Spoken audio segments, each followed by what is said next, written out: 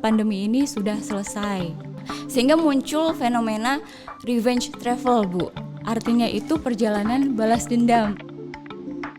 Apa sih tips dan triknya ketika saya mau pergi ke luar negeri? Nah, sebenarnya ada beberapa hal yang perlu kita perhatikan. Salah satunya yaitu kita memberikan fasilitas surat pemberitahuan membawa barang atau BC34. Pergi ke luar negeri untuk datang ke Indonesia, itu tips dan triknya apa, Bu? Sebenarnya ini terkait dengan pengisian custom declaration. Kita sekarang menggunakan electronic custom declaration. Pada saat mengisi ECD, kemudian di situ ada pengisian terkait dengan email. Apakah akan mendaftarkan email, ya atau tidak, seperti itu.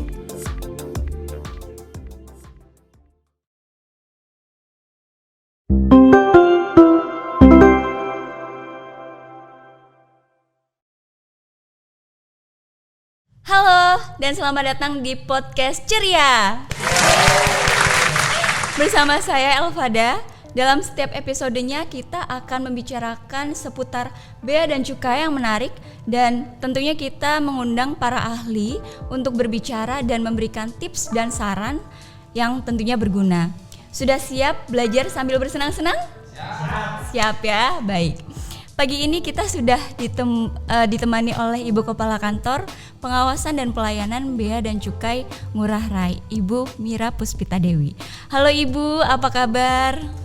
Halo Mbak El, alhamdulillah kabar baik dan kabarnya luar biasa. Alhamdulillah, semoga Ibu selalu sehat ya Bu ya. Amin, insyaallah. Pagi ini kita akan bicara santai mengenai tips dan trik untuk traveling dari dan keluar Indonesia, Bu, terutama yang ada di Bali ini. Ya.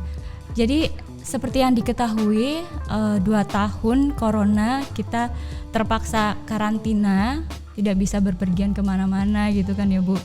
Nah sekarang bisa dibilang pandemi ini sudah selesai, sehingga kita sudah bisa mulai bepergian ke luar negeri, dan pemerintah Indonesia pun sudah mulai membuka bandara internasional sehingga orang-orang bisa pergi untuk ke luar negeri. Nah sehingga muncul fenomena revenge travel, Bu. Artinya itu perjalanan balas dendam. Serem banget Ibu namanya ya. Nah namun tidak sedikit orang yang tidak mencari tahu terlebih dahulu atau belum mengetahui aturan-aturan dari negara-negara yang dituju. Nah untuk topik yang pertama nih Bu, apa aja sih sebenarnya kalau saya mau pergi ke luar negeri, saya mau traveling, apa sih tips dan triknya ketika saya mau pergi ke luar negeri dari perspektif kepabeanan dan cukai ya Bu? Oke, terima kasih Mbak Elvada. Memang saat ini penerbangan semakin meningkat dan kita banyak yang bepergian ke luar negeri, bahkan orang luar negeri banyak yang masuk juga ke wilayah Indonesia ya. Nah mungkin kita saat ini bisa memberikan tips and tricks buat teman-teman atau travelers yang mau perjalanan ke luar negeri untuk kemudian kembali lagi ke Indonesia. Nah sebenarnya ada beberapa hal yang perlu kita perhatikan ketika kita akan pergi atau traveler ke luar negeri. Salah satunya yaitu kita memberikan fasilitas, yaitu tentang bagaimana menggunakan atau mengajukan surat pemberitahuan membawa barang atau BC34. Nah, BC34 itu apa? Penyampaian BC34 ini memang sangat diperlukan ketika travelers membawa barang-barang yang harganya tinggi atau high value, kemudian barang itu nanti akan dibawa lagi ke Indonesia. Tujuannya adalah ketika masuk ke dalam daerah pabean Indonesia lagi, tidak diperlukan pembayaran bea masuk dan pajak dalam rangka impornya. Karena defaultnya untuk barang yang dibawa ke dalam Indonesia atau ke dalam daerah pabean Indonesia itu harus membayar bea masuk. Padahal barang ini kan dikeluarkan, dibawa dari sini, dibawa ke luar negeri, tapi nanti akan dibawa lagi ke Indonesia. Pada saat dibawa lagi ke Indonesia supaya tidak membayar bea masuk dan pajak dalam rangka impor tadi, itu harus memberitahukan dulu dengan BC 34 tadi. Ya, itu salah satu fasilitas kita supaya nanti ketika travelers datang lagi tidak perlu membayar bea masuk. Demikian Mbak El.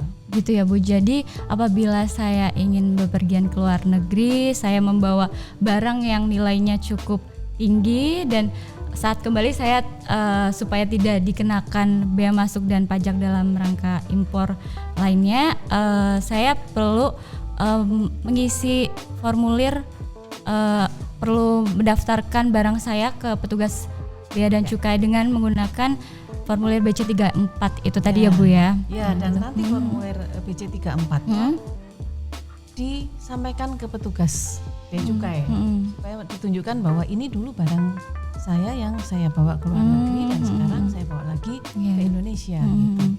Ini biasanya juga bagi rekan-rekan yang akan melakukan pameran di luar negeri. Kan kebanyakan ada beberapa yang ikut pameran perhiasan misalnya ya.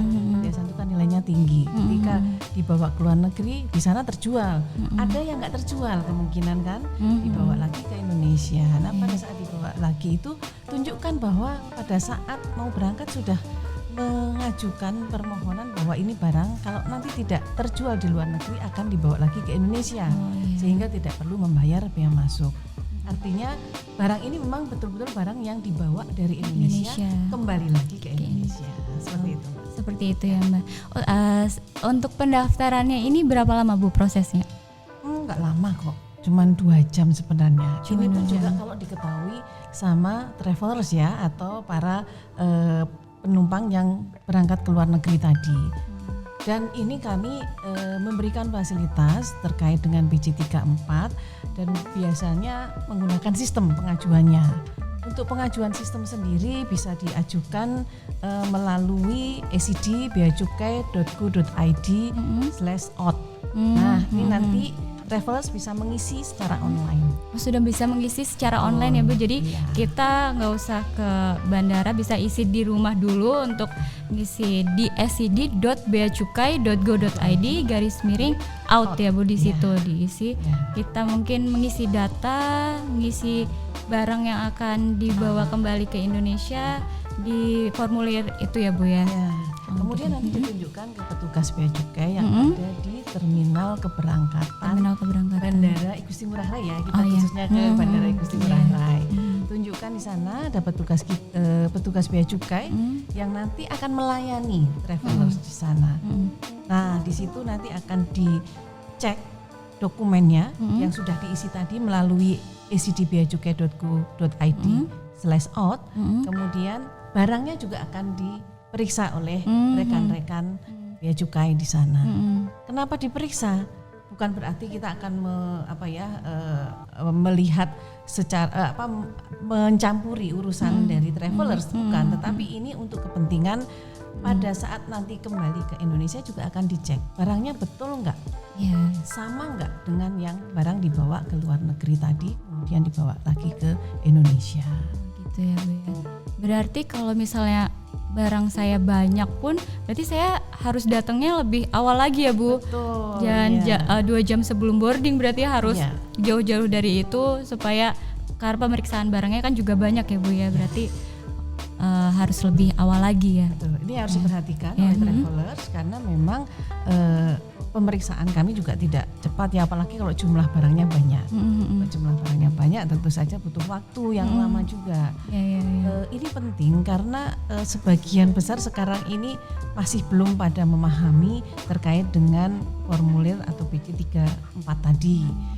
Padahal ini sangat penting bagi traveler sendiri. Mengingat nanti ketika kembali ke sini kalau tidak memberitahukan akan dikenakan bea masuk. Rugi kan kalau seperti itu.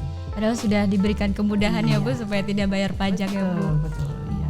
Manfaatkan fasilitas manfaat. itu. Iya, sangat bermanfaat sekali.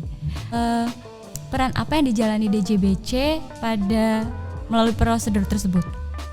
Oke, kita tahu ya Mbak Elvada, mungkin kita juga perlu sampaikan kepada para travelers bahwa bea cukai mempunyai beberapa fungsi atau kita mempunyai misi dengan fungsi sebagai trade facilitators, kemudian juga industrial assistance, di mana di sini Bea Cukai memberikan kemudahan bagi para travelers untuk membawa berbagai peralatannya, ya, baik untuk tujuan profesional, kemudian untuk olahraga, ya, mungkin olahragawan yang membawa barang-barangnya yang nanti akan dibawa lagi ke Indonesia, dan juga kita memberikan kebebasan supaya traveler ini berkarya semaksimal mungkin.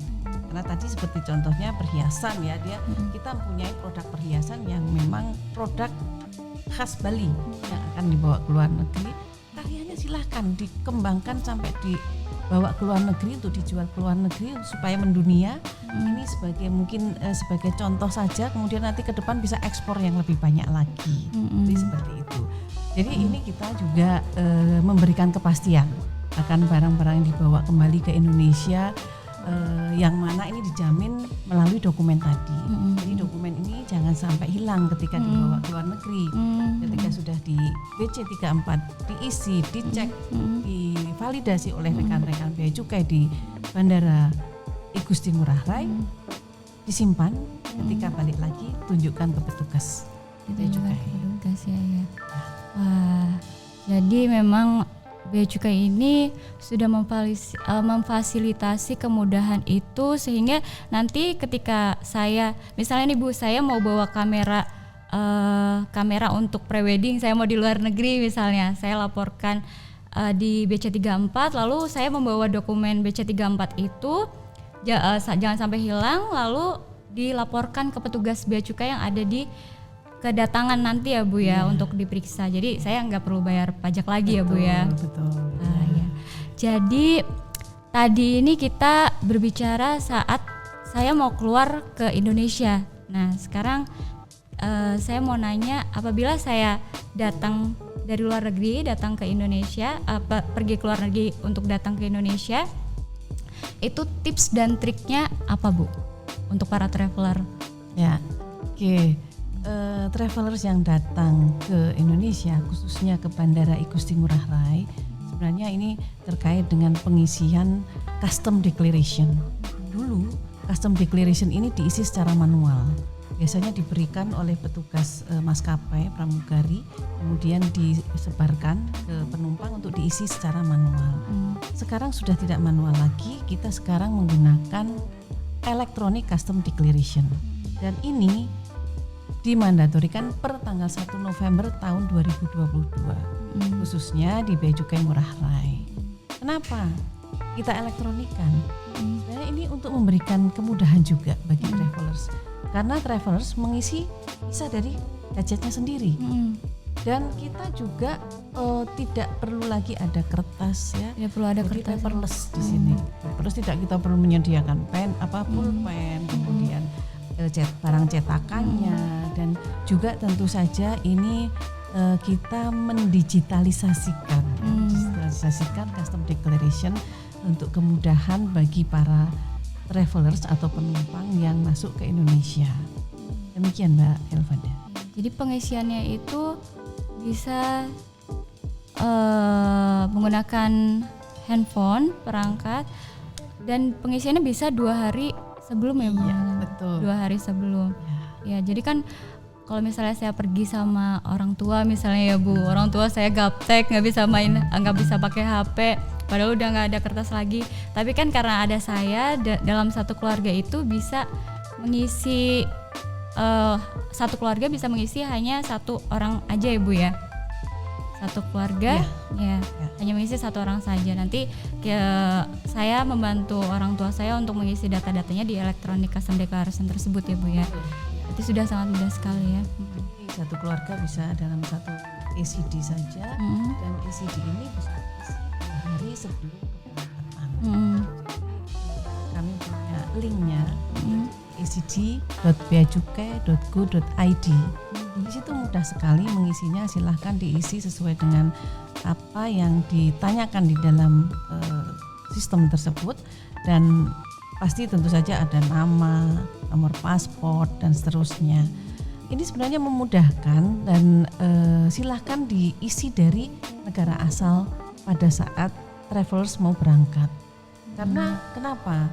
supaya nanti ketika sudah mengisi kemudian mendapatkan barcode, barcode-nya ini dibawa, tolong dibawa ya, disimpan jangan sampai hilang, dibawa ketika berangkat dan kemudian tiba di Bandara Ngurah Rai. Nanti begitu masuk di custom area, langsung barcode-nya bisa di-tap atau diberitahukan kepada petugas bea cukai yang ada di terminal kedatangan. Sangat cepat ketika di-tap, kemudian langsung keluar, rekan-rekan travelers nanti bisa keluar dengan cepat, tidak perlu menunggu lama, tidak yang mana kalau dari luar negeri itu kan lama ya perjalanannya, kemudian capek, sudah pengen istirahat di Bali, ingin bersenang-senang, ingin istirahat, ingin rekreasi. Kalau nanti berlama-lama di bandara itu kan kurang nyaman gitu. Jadi kita juga memberikan kenyamanan kepada para travelers yang datang ke Bali. Ya. Jadi untuk pengisiannya bisa di scd.beacukai.go.id, bukan yang lain ya Bu ya, scd.beacukai.go.id. Nah, ada beberapa kejadian nih Bu, ternyata untuk pengisiannya itu dipungut biaya, padahal apakah emang iya Bu dipungut biaya atau enggak untuk pengisian SCD itu sendiri? Kalau pengisian SCD nggak ada biaya. Memang mungkin gini, ini yang perlu diperhatikan oleh travelers. Pengisian seharusnya dari negara asal itu akan memudahkan. Kalaupun belum mengisi dari negara asalnya, bisa diisi di terminal kedatangan Bandara Igusti Ngurah Rai. Bisa menggunakan handphonenya sendiri atau bisa menggunakan e-kios. Kami menyiapkan e-kios, ada PC di situ untuk mengisi SCD tersebut. Kalau menggunakan handphone, kami sudah menyediakan wifi juga di situ yang cukup cepat untuk pengisiannya ya, tidak down gitu, supaya para travelers ini mengisi dengan segera dan juga mudah. Namun memang kalau handphonenya belum bisa digunakan atau lowbat, itu bisa menggunakan PC yang kami siapkan. Di situ ada 14 PC ya di Bandara Igusti Ngurah Rai di terminal kedatangan. Jadi antrian pun tidak akan terlalu panjang. Sudah aman sekali ya Bu ya, berarti di situ ada PC, kita bisa isi di situ ya. Dan ada petugas ya Mbak ya, ada petugas juga yang membantu para travelers untuk mengisi SCD. Mengisi SCD. Terutama mungkin manula gitu ya, orang-orang yang sudah sepuh sehingga kesulitan untuk mengisi. Kadang mereka kan datang berdua, bapak ibu ya, kakek nenek itu kesulitan ngisi, kita siap dari bea cukai bisa dibantu ya. Menarik sekali Bu perbincangan kita kali ini. Nah, terkait alur kedatangan. Jadi ada topik yang lagi sering diobrolin sama traveler, pendaftaran IMEI Bu. Ya, sebenarnya gimana sih Bu cara untuk mendaftarkan IMEI itu di bandara ya? Ya ini kayaknya jadi isu ya untuk yang IMEI ini ya. Memang untuk pendaftaran IMEI ini sebenarnya wajib dilakukan apabila ya. Jadi untuk pendaftaran IMEI di Indonesia itu dilakukan apabila travelers nanti akan tinggal lebih dari 60 hari. Ya, jadi nanti pada saat mengisi SCD yang sudah saya jelaskan tadi di atas ya, pengisian SCD ini kemudian di situ ada pengisian terkait dengan IMEI. Apakah akan mendaftarkan IMEI ya atau tidak, seperti itu. Kalau iya, nanti dibawa barcode-nya tadi ya, QR code-nya tadi yang tadi sudah setelah pengisian custom declaration ECD kemudian muncul QR code. QR code-nya tunjukkan ke petugas bea cukai yang ada di bandara dan nanti petugas akan mengarahkannya ini ke pendaftaran IMEI. Jadi kami ada ruangan khusus untuk pendaftaran IMEI. Nanti tinggal datang saja ke petugas kami, siapkan saja invoice-nya, karena di situ kita akan memberikan fasilitas lagi. Ya, ada fasilitas lagi dari fasilitasnya, yaitu pembebasan untuk handphone yang dibawa tadi sebesar 500 US. Wah, 500 US lumayan banget ya Bu ya. Ya, bisa buat jajan di Bali ya. Iya. Lumayan. 500 US dollar. Ya. Itu Mbak kalau yang IMEI. Jadi kalau semisal saya beli handphone baru, saya pengen gunakan di Indonesia, saya perlu mendaftarkan IMEI-nya ya Bu di customs office yang ada di bandara ya, bandara kedatangan. Ya. Dan itu pengisiannya di scd.beacukai.go.id tadi ya, electronic custom declaration itu. Nanti setelah saya dapatkan barcode itu baru pengisian formulirnya aja ya Bu. Iya. Belum selesai prosesnya, saya harus melaporkannya ke petugas bea cukai yang ada di bandara. Setelah itu handphone saya diperiksa, data dokumen-dokumen yang diperlukan juga diperiksa. Baru setelah itu baru terdaftar IMEI saya ya Bu ya. Ya, betul Mbak. Sebenarnya untuk pendaftaran IMEI juga bisa dilakukan di kantor bea cukai yang terdekat. Jadi seandainya sudah lewat dari custom area, sudah terlanjur keluar, terus dia ingin mendaftarkan IMEI-nya, bisa juga ke kantor bea cukai Ngurah Rai yang ada di gedung induk di Jalan Bypass Ngurah Rai. Masih bisa ya Bu ya. Itu sampai kapan masih bisa mendaftarkannya Bu? Masih bisa dalam jangka waktu 60 hari tadi kan? 60 hari ya? Oh ya 60 hari masih bisa mendaftarkan ya. Wah seru sekali perbincangan kita kali ini Bu. Relate banget sama kita-kita yang hobinya traveling. Namun sebelum melanjutkan obrolan selanjutnya, kita dengerin dulu yuk Bu pesan layanan masyarakat berikut ini. Dulu aku nggak tahu gimana sih cara lacak barang dari luar negeri. Atau jangan-jangan ada kewajiban yang belum terpenuhi. Tapi sekarang aku udah ketemu solusinya. Buka web Bea Cukai, masukin nomor resinya dan keluar semua informasinya. Semua beres karena tinggal tracking aja.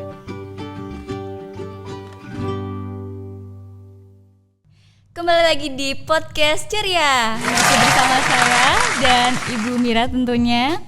Masih seputar alur kedatangan dari Indonesia di Bu. Saya baru keluar dari luar negeri, datang ke Indonesia. Di bandara kedatangan pasti saya pengen cepet-cepet keluar, pengen cepet-cepet istirahat, pengen cepet-cepet ketemu keluarga, pengen cepet-cepet melihat Bali gitu kan ya Bu. Nah apa sih Bu tipsnya supaya saya lancar ketika melalui proses kepabeanan dan cukai di bandara? Ya ini yang harus diperhatikan lagi ya untuk travelers, mengingat kemungkinan nanti akan harus menunggu gitu apabila tidak mengetahui terkait hal ini. Jadi untuk travelers yang membawa barang pribadinya, mohon bisa diperhatikan jangan berlebihan. Karena kita membawa barang dari luar negeri itu yang cukup memang yang wajar untuk diri kita sendiri. Mengingat kadang-kadang kan kita tahu kalau habis pergi ke luar negeri bawa oleh-oleh yang banyak gitu kan ya. Budaya kita tuh bagi ke keluarga, ke saudara, ke tetangga mungkin ya, ke teman kantor atau teman-teman yang lainnya. Ini tentu saja akan banyak oleh-oleh yang dibawa oleh para travelers ini ya.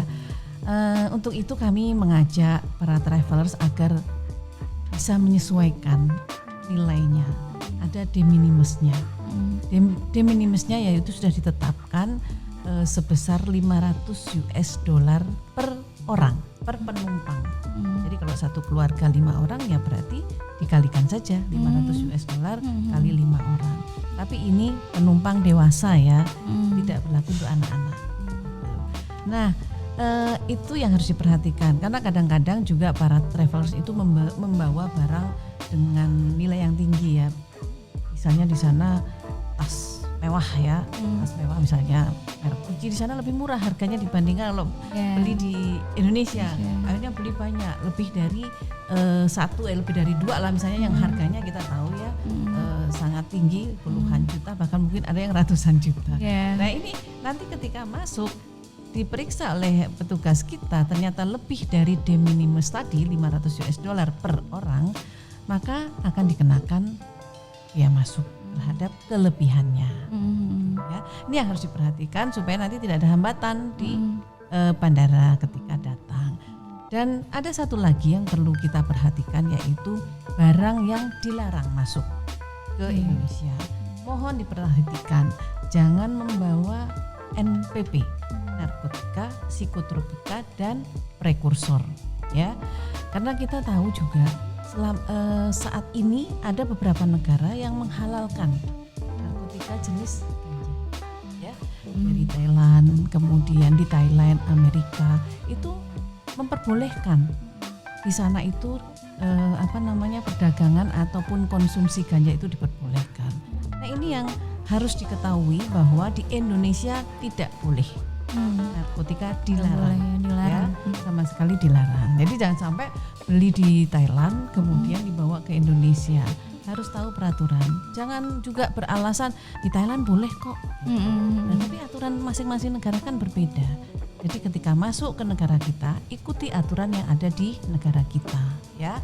Dan tentu saja nanti kalau memang ketahuan ataupun ada petugas kami yang mengetahui bahwa dia membawa NPP tadi, maka akan ditindak sesuai dengan peraturan perundang-undangan yang berlaku.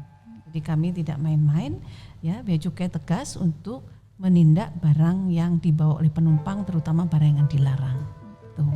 Nah kemudian tentu saja hukumannya berat ya Mbak ya, namanya bawa narkotika yang mana itu merusak diri kita, bahkan kalau dia bawa banyak kemudian disebarkan ke orang lain, terutama penduduk yang ada di Bali itu kan merusak warga negara kita. Itu makanya kita harus melarang dan diberi hukuman berat bagi yang membawa NPP.